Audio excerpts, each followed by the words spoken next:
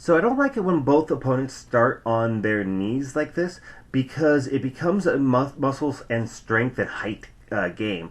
And we do a pretty good job here of not really playing that sort of game. You can see that we both have posted out. We have both taken very wide bases. It's unusual for us to mirror each other like this, but you see here I get that cross step. I'm going for that Loa Sotogari, but he's got such a wide base and he's able to turn into me, which makes this not quite work. So I know at this point, okay, he's getting inside control, so I'm going to go for the snap down and get this sprawl, but my chest is a little bit high on him. I prefer to be a little bit closer to his head, so it's not as easy for him to grab my legs. Now I block the head and I move to the side, but he does this a lot. He falls to his side to prevent me from taking his full back. And this is actually a pretty good habit on his part, and you see it kind of caught me a little bit off guard.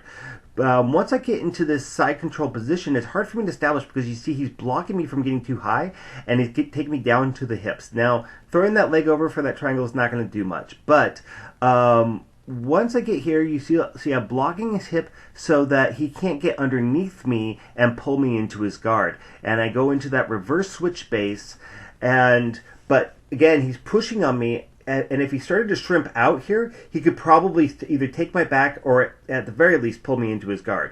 But instead, I get this step over to try to come up to the mount, and he does a good job of holding onto my arm so I can't turn into him, which is okay. And this forces me to kind of improvise, and I just kind of roll over and take this kind of side control position. Now from here, you see I'm blocking his hip here so that he, again, can't pull me into the guard. I don't need to necessarily root myself as much here because he's still on his side. Once he flattens out, I definitely want to root myself down there. Now, because he's pushing on me, he's extending his arm, which gives me a very clear path to start to set up this Darce choke. And I'm not so concerned here. He tries to get back underneath me, and I almost kind of want him to kind of pull me into that half guard because, again, you saw him hip up there, so I couldn't get that choke as easily.